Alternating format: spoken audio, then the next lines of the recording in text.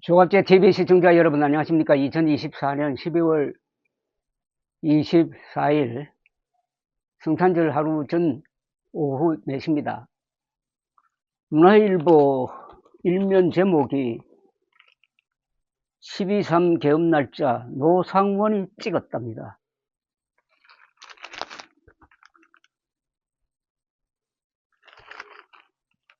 (12.3) 개업 날짜 노상원이 찍었다. 이 노상원이라는 분은 전 정보사령관인데 불명예스럽게 제대를 하고 전역을 하고 이번 계엄 사태에서 민간인으로서 비선 역할을 하면서 현직에 있는 이 장교들을 막 지휘를 하고 해서 중요한 역할을 했다. 심지어 계엄 사태의 핵심 멤버였다라고 이야기하는데, 그보다 더 충격적인 것은 직업이 경기도에서 점집을 했답니다. 그래서 점집의 보살이었다. 주술적인 일을 했다. 그래서 날짜도 이 사람이 받았다. 이런 이야기입니다. 내용이 12.3 계엄 날짜를,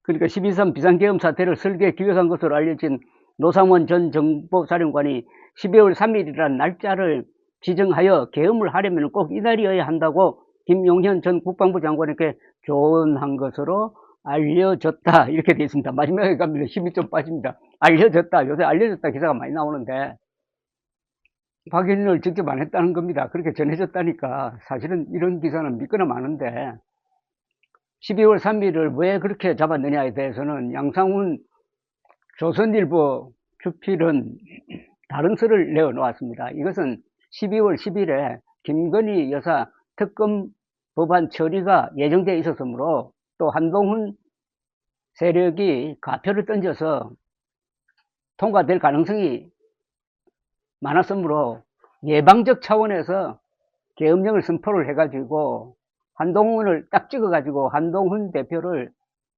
체포 대상으로 넣는 등, 바로 그게 주된 목적이었다. 그러니까 김건희 여사를 지키기 위한 계엄이었다. 그런데 이 사람은 12월 3일을 찍었다. 왜 12월 3일을 찍었느냐? 점괘를 풀었는지 아니면 국제정세, 국내 정세를 보고 판단했는지 모르지만은, 근데 여러분, 12월 3일을 거사날로 찍은 거 이거 잘 된 겁니까? 12월 3일을 거사날로 찍은 게 성공했으면 몰라도 이렇게 대실패를 했으니까 이 사람이 보는 점이 잘 안 맞는 것 같아요. 근데 확실한 것은 김건희, 윤석열, 그리고 이 노상원이라는 분, 이 세 사람 사이에 공통점이 있어요. 바로 주술입니다. 주술이 이번 계엄령 사태의 하나의 원인이었다는 추측은 가능합니다. 하나의 원인이었다. 그 다음에 그 주술과 꼭 따라다니는 게 음모론입니다.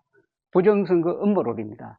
주술과 음모론이 요게 동전의 양립처럼 돼가지고 이번 사건, 대한민국의 운명을 이미 바꿨을지도 모를 이 사건에서 주된 동기가 되었다. 이렇게 하면은 한국으로서는 참 좀 그렇습니다.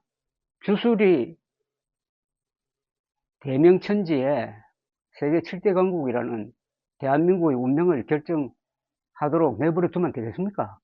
주술과 망상이 합쳐져 가지고. 그런데 이게 현실로 되었으니까 정말 경악스럽습니다. 12월 3일은 어떤 날이었느냐? 12월 10일 김건희 여사 특검 법안 처리일 전 7일이었다. 그게 주된 이유였느냐? 아니면은 12월 3일, 즉 트럼프 대통령 정부 출범한 2달 전에 이런 일을 벌려가지고 말하자면 비상한 정부, 그러니까 일종의 혁명정부죠. 나쁘게 말하면 쿠데타 정부입니다. 친위 쿠데타 정부를 출범시킴으로써 새로운 변화에 대응을 한다. 즉 내부를 단결해가지고 변화하는 국제 정세에 적극적으로 대응한다. 이 정도 계산까지 해가지고 12월 3일로 잡았는 건지 그 동기가 매우 궁금합니다. 그것은 앞으로 재판 과정에서 나올 것이라고 생각을 합니다.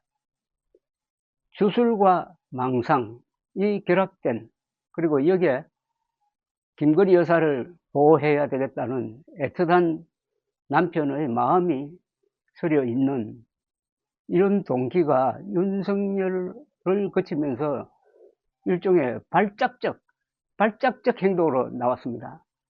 윤석열 대통령의 정신상태에 대한 가장 정확한 진단은 아마도 중앙일보 논설위원이 쓴 3대 중독설 아닌가 모르겠습니다. 권력 중독이다. 특수부 검사를 너무 오래 하다가 보니까 오만 불손 안한 무인이 되어버렸다. 권력 중독. 두 번째가 유튜브 중독. 유튜브 중에서도 극단적인 거짓말을 퍼뜨리는 유튜브를 많이 보다가 부정선거가 자행되고 있다라는 망상을 갖게 되었다. 그 다음에 알코올 중독. 술을 너무 많이 마시다가 보니까 이게 정상적인 사고가 되지 않는다. 일설에 의하면은 퇴근도 출근도, 특히 출근이 제대로 안 된다. 지난밤에 술을 많이 마신 다음에는 출근이 늦어진다. 그래서 마치 출근하는 것처럼 위장 차량 행렬을 만들어서 띄웠다 하는 이야기도 있습니다. 근데 이걸 합쳐버리면은 맨정신이 아니라는 거죠. 맨정신이 아니라는 겁니다. 권력 중독, 그리고 유튜브 중독, 여기까지만 해도 심각합니다. 여기 알코올 중독까지 합쳐져 버리면 맨정신이 아니다. 맨정신이 아닌 사람이 국군 통수권자였다. 만약 우리나라가 핵무장국가였으면 이런 사람이 핵 미사일 발사 포탄을 누를 권한을 갖고 있었다면 그건 너무나 끔찍한 것 아니겠습니까? 뭐 이런 제도적 보완 없이 한국은 핵무장을 해서는 안 된다는 생각까지 듭니다. 이런 나라에 핵무기까지 있었으면 어떻게 되겠습니까?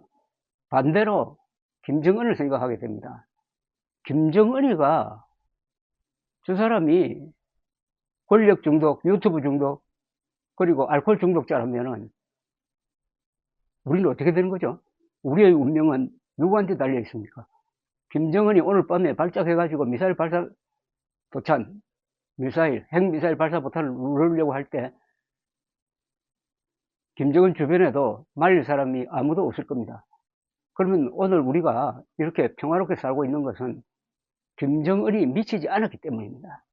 그리고 김정은이 제발 미치지 않도록 기도해야 될 심정입니다.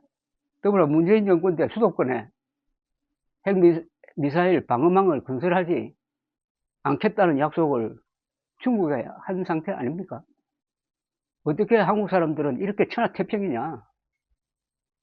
그 한국 사람에게 어떤 경고를 하고 있는 것 아닙니까, 지금? 한국 사람들이 누리는 이 행복이란 것이 대통령이 발작적 행동할 때는 이런 꼴이 난다. 김정은이가 발작적 행동을 하면 한민족은 사라질 수도 있다. 대통령 중심제라는 게 이런 발작적 자해극을 막을 수 있는 장치가 안 돼 있다. 북한에도 전체주의 독재에서는 독재자 한 사람의 발작적 행동을 막을 방법이 없다. 양쪽이다. 위험한 권력 구조를 갖고 있다는 것이 이번에 밝혀졌습니다. 저는 이게 가장 끔찍하다고 그럽니다. 끔찍하다고 생각합니다. 그래서 대통령 중심제는 너무 위험하다. 과거에는 대통령 중심제의 장점이 한두 사람의 위대한 결단에 의해서 나라가 발전한다. 이승만, 박정희 같은 분. 늘 내각 책임제로 잡아놓아서는 발전이 없었을 것이다. 그건 상당한 설득력이 있었어요. 그러나 나라가 발전하다가 보니까 이제 걱정해야 될 것은 사고 치는 대통령을 막기 위해서는 내각제가 좋겠다. 이렇게 지금 이야기가 진행되고 있습니다. 그래서 이번 이 12.3 계엄 사태는 여러 가지 시사점이 있습니다. 일단 대통령 중심제는 수명을 다했다. 대통령 중심제는 너무나 위험하다. 너무나 위험하다. 12.3 계엄 날짜 노상원이 찍었다. 이 말. 이게 사실이라면은 대한민국은 발 뻗고 살 수가 없는 나라가 되었습니다. 다행히 현재는 윤석열 대통령이 정부 정지가 되어 있는데, 또 어떤 선거 과정을 통해서 뽑을 그 대통령이 이런 제도 때문에 국군 통수권자를 가지고 통수권을 갖고 있고 행정부의 수장을 겸하고 있고, 그 다음에 국가를 대표하는 국가원수 3관왕인 이 대통령은 제도적 통제가 안 된다. 이걸 시급히 개조해야 되겠다. 그런데 눈앞에 지금 조기 대선이 다가오고 있는 것으로 보입니다. 지옥문을 열었다. 윤석열 대통령이 지옥문을 열 것이다. 저는 의료대란을 이야기하면서 이런 이야기를 여러 번 했습니다. 근데 그 지옥문이 의료대란이 하나의 중요한 원인이 되어가지고 드디어 윤석열 대통령이 지옥문을 열어젖혔는데, 이 지옥문을 누가 닫아야 되는데, 지금 오늘은 또 민주당이 한덕수 권한대행을 또 탄핵하겠다고 그럽니다. 이 탄핵을 둘러싸고 또 다른 지옥문이 열릴 가능성이 있습니다. 대통령 중심제가 열어젖힌 지옥문입니다. 감사합니다.